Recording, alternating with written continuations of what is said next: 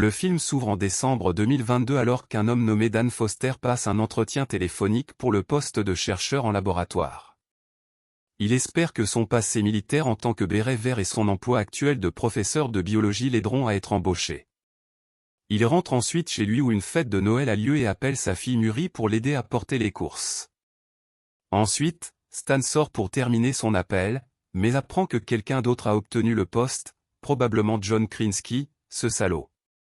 Cela le déçoit grandement, mais il rentre regarder la Coupe du monde de football du Qatar à la télévision avec sa fille. Tous deux ont ensuite une discussion sincère sur l'avenir de Murray, mais quelque chose d'étrange se produit à l'écran. Le match est soudainement interrompu lorsqu'un nuage brillant de fumée et d'électricité apparaît sur le terrain et que plusieurs soldats armés en sortent. Ils sont dirigés par une femme nommée Lieutenant Hart, qui informe tout le monde qu'ils viennent de l'année 2051.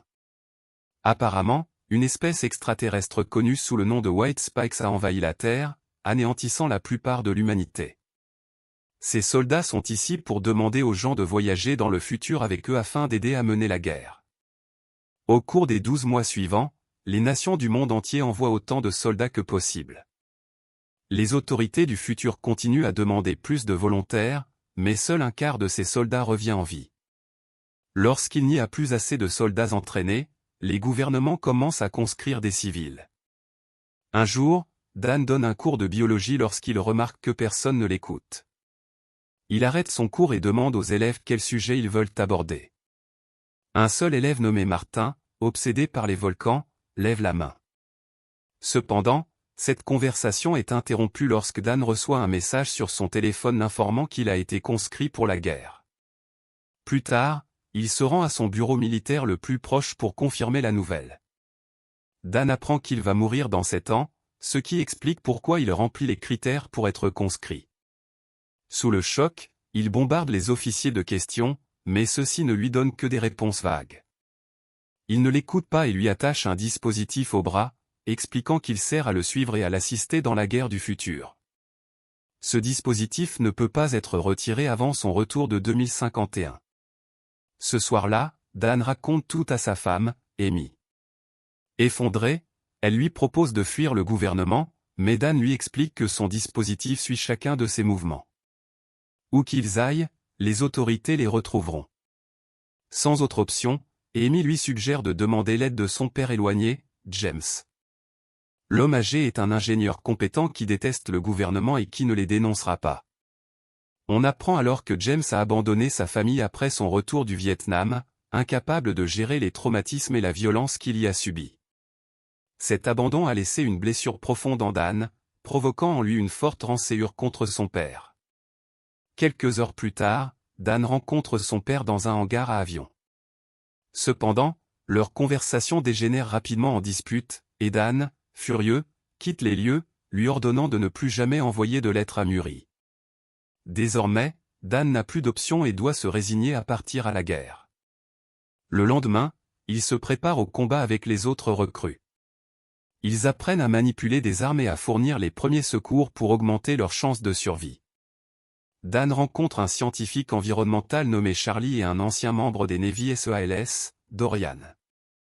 Alors que la plupart des gens essaient d'éviter la conscription, Dorian, lui, va partir pour la 3e fois.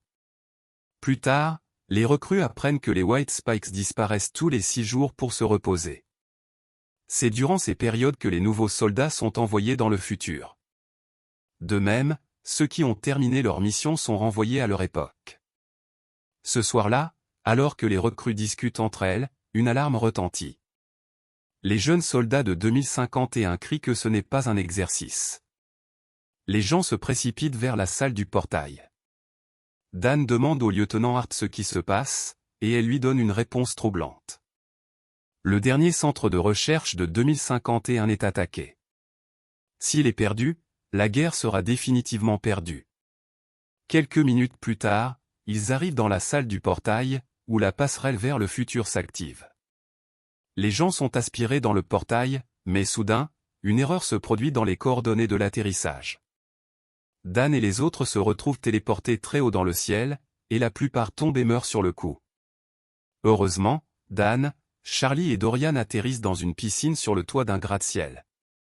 Dan se relève rapidement et inspecte son arme, puis il se dirige vers le bord du toit pour observer la ville de Miami, qui est désormais en ruine. Il peut l'aider à accomplir une mission cruciale lorsque le moment sera venu. Murray refuse de lui dire de quoi il s'agit, mais insiste sur le fait que ce sera l'événement le plus important de l'histoire de l'humanité. Elle prévoit de lui attribuer le rôle de Super Mario. Après cela, le duo entre dans une tente militaire où Murray révèle qu'ils ont mis au point une toxine qui tue uniquement les White Spikes mâles.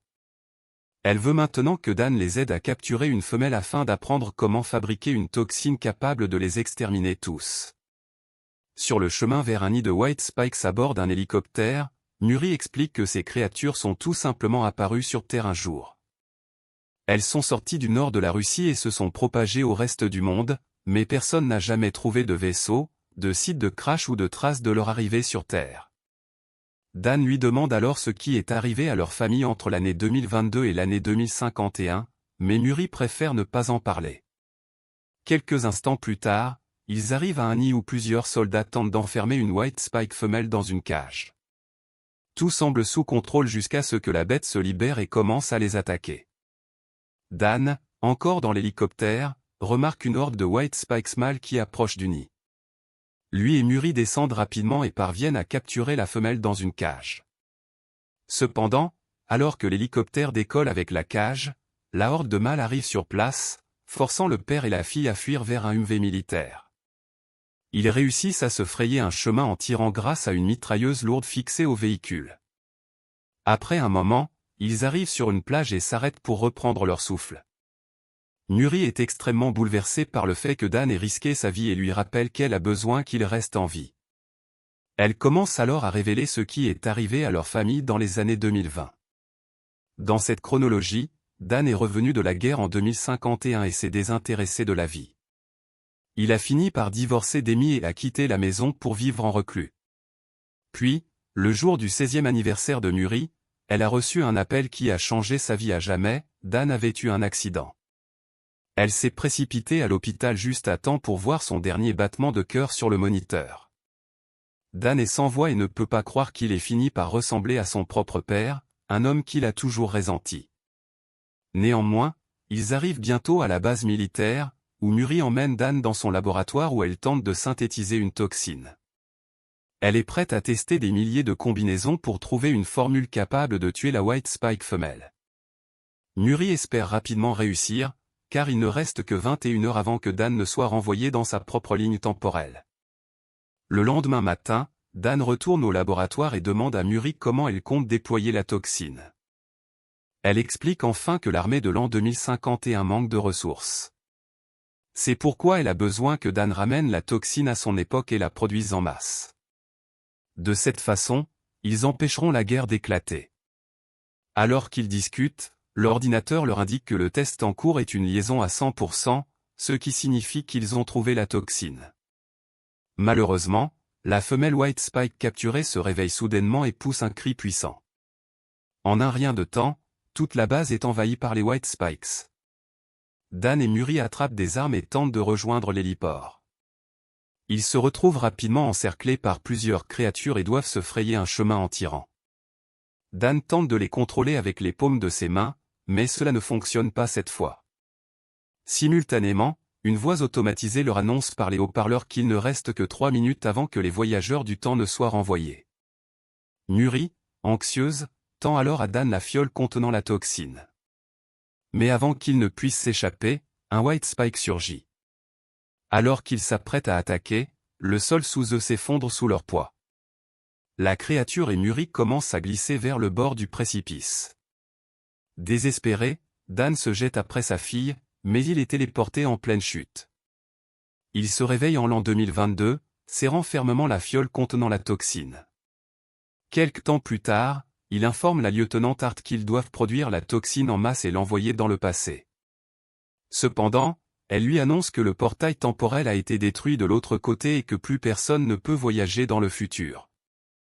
N'ayant plus d'autre choix, Dan rentre chez lui et serre immédiatement sa petite fille dans ses bras. Ce soir-là, il explique à Amy qu'il a rencontré Murray dans le futur et qu'ils ont fabriqué une toxine ensemble. Mais elle est incroyable pour ça, chérie, c'est dingue. Il lui raconte aussi que personne ne savait d'où venaient les White Spikes, car ils étaient apparus soudainement en l'an 2048.